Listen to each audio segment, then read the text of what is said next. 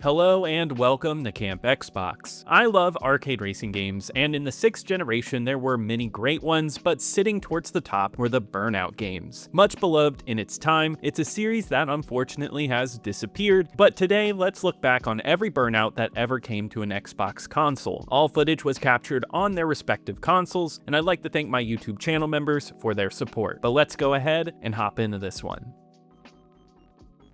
Burnout first debuted on the PS2 in 2001, but would make its Xbox debut in 2002 alongside the GameCube version. This racing game was created by Criterion and published by Acclaim. Game director Alex Ward, when starting development of this game, said that he was looking for something that was different than Gran Turismo, allowing the game to be available not only for car lovers, having you race at breakneck speeds against insane amounts of traffic. This combination would mark the start of the franchise, though this original would not receive the subsequent hype that the other games in the series would. Though this is a basic racing game, there is nothing wrong with that. To be honest with you, I miss racing titles like this one, where you have simple menus, simple races, and your goal is just to win. The controls are simple, allowing for easy handling and movement. The sense of speed here is uncanny for 2002, and it led to a technical showcase at the time. Though the series would eventually look a lot better, here it's about the speed that it's showing off, trying to go as fast as you can against hordes of cars, and it's absolutely insane. And when you get down to it,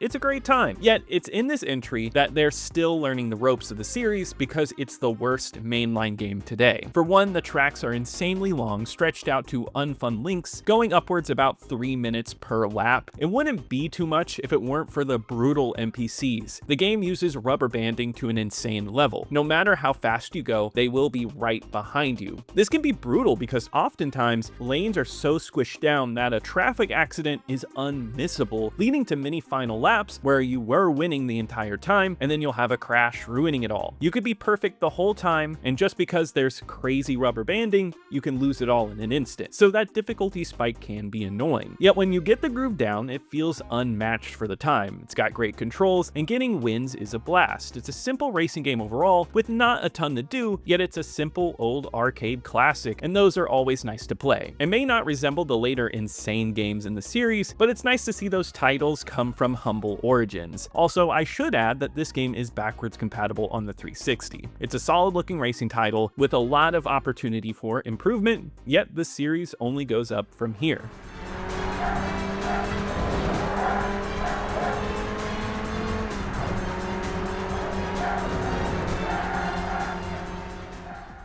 Just a year later, Burnout 2 Point of Impact would make its way to the PS2 and then the Xbox and GameCube in 2003. Though the Xbox version is designated the developer's cut, with more car skins and tracks that you can use. This makes it the definitive version of the game, along with the 480p support and Xbox Live leaderboards. Criterion was still under Acclaim at this point, but this would be their last game with them. Here, Criterion would take the core of the original and take steps towards their breakthrough third entry. In the second game, there's a lot more improvements that make way into the title, with rubber banding improved first and foremost. Here, the competition aren't lightweights, but if you have a great run, you do gain a considerable lead, allowing you to actually feel like you're doing well in the game. There are no last-minute failures or anything like that. On top of that, handling gets a lot more arcadey and fun, making stringing near misses together for more boost more manageable and fluid. It makes for a very fun experience, but if you're a fan of the later entries, it's still not quite there yet. Where the third game and after feel like crashes are the most important thing, where you're taking a car to the streets and fighting other cars, here this is still a racing game. They are still devastating and brutal, but you're not taking out your opponents. It's mainly just you getting into accidents. Yet this is the first title with a dedicated crash mode, asking you to do the most damage in a single accident. So there is a sense that Criterion knows exactly what they're building up to. Luckily though, races are still a blast and the tracks are very much improved. The roadways feel much more dynamic, and the traffic can be heavy, but it's less unfair. It strikes a balance of challenge without being too unreasonable like its previous game. One nice upgrade is the music. I would say the actual music in the game isn't very good, just like the first one, but the sequel supports custom soundtracks on the Xbox, so you can pump whatever tunes you have burned to your Xbox hard drive, and that's always a joy, and it's backwards compatible on the 360 as well. On the Xbox, it's full of extra content and looks awesome, so it's an improvement.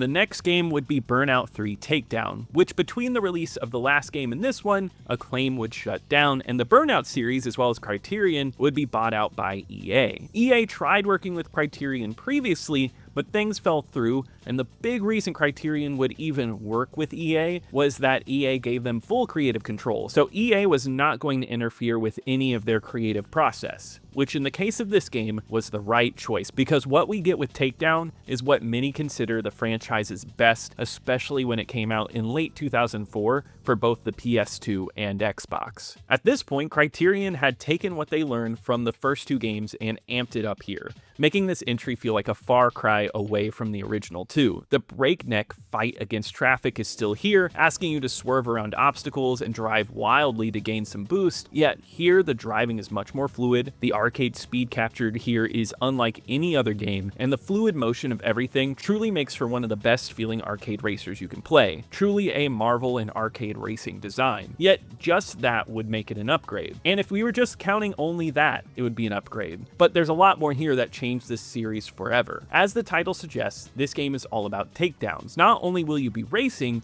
but you will be sideswiping and corralling cars to their demise, racking up huge wrecks in order to get an edge on the competition. But you have to be careful because they're all being aggressive towards you too. From this point, it's not just about fighting against traffic. Now you have to fight those around you. It makes for an insanely chaotic experience, but one that is an incredible time to play. The motion on all of the destruction is beautiful. Talk about an awesome looking racer on the console, and with all of the destruction and lighting effects, it's one of my favorite looking games for the Xbox. Along with all of that, this game gets a much upgraded soundtrack with some awesome licensed songs. Another layer of what makes this experience awesome is the sheer amount of content. There are not only races, but a crash mode as well, modes where you take down opponents, online play, and so much more. Though this one unfortunately has not made the insignia cut quite yet. Hopefully we will see that one soon enough to get this game back to its former glory online. Yet even in its single player state, there is more than enough content to keep you in this one for a very long time.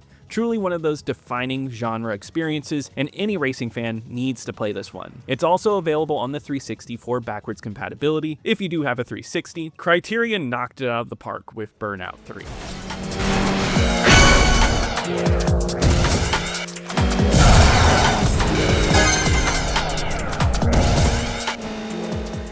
A year later, we would get two Burnout titles. At the end of 2005, we saw Burnout Legends for the PSP and DS, but the Xbox and 360 saw the release of Burnout Revenge. With this entry, it feels like Criterion decided to keep up with the good work. That's because I feel like this entry wasn't as much of a leap for the franchise as 2 to 3 was, but it didn't really need to be anything else. Burnout Revenge is more of a great thing. Looking at this game on the original Xbox is spectacular. Obviously using the power of the Xbox so late in its run, taking in everything that had been learned previously. The destruction in this game is absolutely insane, the sparks that fly, the parts that blow off, and the incredible feel of hitting enemies is visceral and powerful. There are plenty of new ways to take out your opponents as well, and it shines the most in the fighting action with all of the cars. Yet hitting traffic does not mean the end of your run. This game allows you to use vehicles almost like missiles to try and take out your opponents, making this one extremely aggressive. Not only that, but the tracks are littered with so much debris and weird architecture that lends itself to wild, beautiful destruction. In 2005,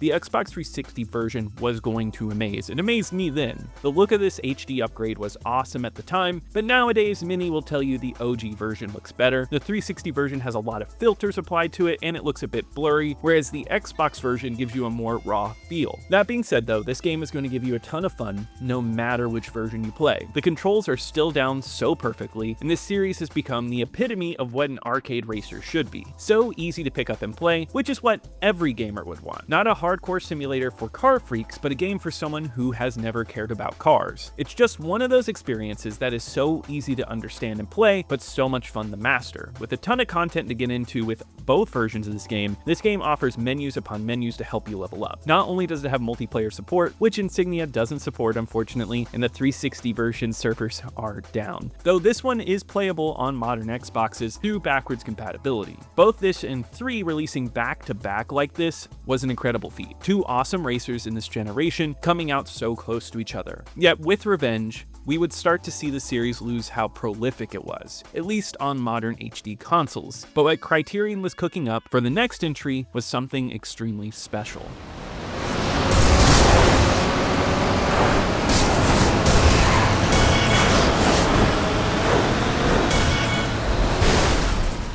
The next game on the Xbox 360 would be Burnout Paradise, but between that we would get Dominator, which was only on the PSP and PS2, as well as a mobile version of the series. Yet with the release of Burnout Paradise in 2008, the series would make a major shift. It was the next generation, and with that, a lot of racers got rid of the menu selection approach and wanted to take it to an open world, and that's exactly what Burnout would do. This entry takes place in Paradise City, a huge California-like city where you could freely drive around in it. At every streetlight is a competition waiting for you. Simply roll up, rev your engine, and you will be into a mission. Much like the other titles, these are split into several modes, such as regular races, takedown challenges, and the like. There is a lot here to do at every corner, and it offers something fresh all the time. On top of that, you have plenty of new vehicles, and the streets are full of things to unlock and destroy. Paradise is a game that you could easily spend hours and hours in and never run out of things to do, and that's exactly what I did when this game was brand new. Back when this game first came out, I would have told you that this was the best Burnout game. I still love this game, but there's something nice about the simpler race selection from the past two games. For this era though, this is what a lot of people wanted. A game that had major scale, and the city is one that always sticks out in my mind. It's a stunning game too for 2008, with a lot of filters being stripped back, especially compared to Revenge. Yet it's still striking with its lighting and destruction. It was a special looking game then,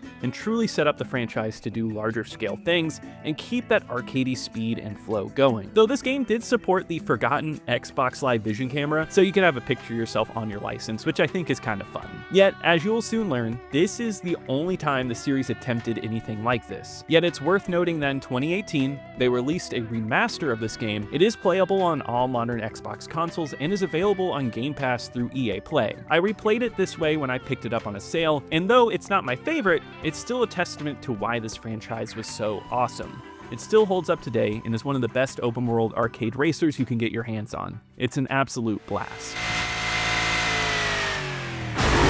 Find the ramps marked with flashing lights. They're the best places in the city to pull off aerial stunts. Next would be Burnout Crash. It would also be the last Burnout. See, after Paradise, Criterion would move over to the Need for Speed series, and as far as them and racing games go, that's what they would stick to. They would much later on work on the Battlefront and Battlefield games, leaving Burnout in the dust, with Burnout Crash as the franchise's final game. With that, I feel this game is easier to dislike. If it were sandwiched between two Burnout titles, like if it came out between Revenge and Paradise, I feel like it would have gotten a better rap, but this, unfortunately, was a testament of how EA was quickly abandoning this franchise. Burnout Crash was an Xbox Live Arcade title, meaning it was meant for a shorter experience. This game focuses on the crash mode that was in most of the other titles, but it's not the same. It's all done from the top down, and it's very quick. I said it in my Connect video I did, and I'll say it here again, this game feels like something you play at Dave & Buster's. Just swipe your card, play around, and leave it behind. It's fun for a round, but overstays its welcome. Using controller or Connect, you drive your car to an intersection and you crash. You try to wreck your car and rack up the most damage. On controller, this game is really easy to understand and you can get it down. Hitting the explosion button, you try to rack up more and more damages, you build up more explosions, and you keep going. On Connect, it's a bit finicky, but it will give you a workout. See, every time you need to explode, you have to jump, and you will be jumping a ton. It honestly was a little bit of fun on Connect, but it does have problems detecting your body when you're moving around, so it's certainly not perfect. That's it for this game though. It's extremely simple all around, and it's a very basic experience. It's a fine spin-off and one I don't personally hate. It's good for a quick session, but it's nothing worth noting about, and there's certainly better arcade titles. Yet, as a way to end this video, I have to say this is a sad end for the Burnout franchise. Forget to use your crash breaker.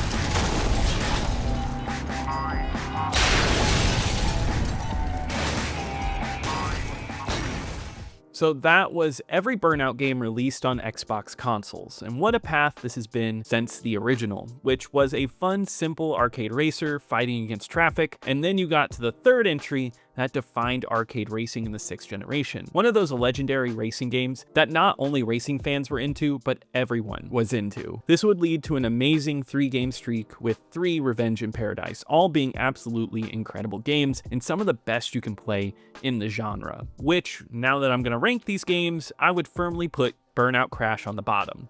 It's nothing like any other of these games and is forgettable. And then the first Burnout's gonna go next because it's just too simple. Though it is a bit of fun, it didn't stand out as much as the later titles or against other racing titles at that time, and I actually have a full review of this one on the channel if you want to check that out. Burnout 2 would go next because it's more of the same of the first one, but it does have improvements. It just overall feels better to play. And next up is going to be Burnout Paradise, and let me tell you, the jump between 2 and Paradise is gigantic. Paradise is an awesome open world racer and has loads of content, yet what stops it from beating the other two is mainly because I just like the display and the lack of an open world that the other two have. I think the simplistic way to put it together just makes it more entertaining to me. At number 2, it is very close, but it's going to be Revenge. I love Revenge. It's an absolutely aggressive game. Racing in that game is brilliant, and I love the takedown variety. Yet 3 is going to go in at number 1. To me, this is the definitive Burnout in my eyes. It captures arcade destruction and speed perfectly, and has an awesome amount of content and an amazing soundtrack. It's just an absolutely amazing game and one that everybody should play. I do want to add on what happened after, and Criterion would put out some solid early Need for Speed titles after Paradise, but they would also put out some of the franchise's later output, which wouldn't be as amazing. And now Criterion is called a Battlefield company, so that shows you what EA has planned for them from now on. Yet the actual founders of Criterion would try to come back to recapture some of Burnout's glory with Dangerous Driving, though that one didn't really seem to hit the same heights of the other titles. Yet Burnout is just one of those legendary titles that's well worth documenting today, and any way you can get your hands on them, they are still well worth playing. And if you've played them all, tell me how you'd rank them, or just let me know what your favorite Burnout game is. Even if you haven't played them all, I would love to hear from you. And if you enjoyed this video, be sure to leave a like. It really helps me out in the algorithm, and subscribe to keep up with more retro Xbox videos, and check out my second channel, Camp Extras, for just more gaming videos. And I want to give a huge shout out to my YouTube channel members. Thank you so much for your support. You really help out the channel. And I'll see you here next time at Camp Xbox.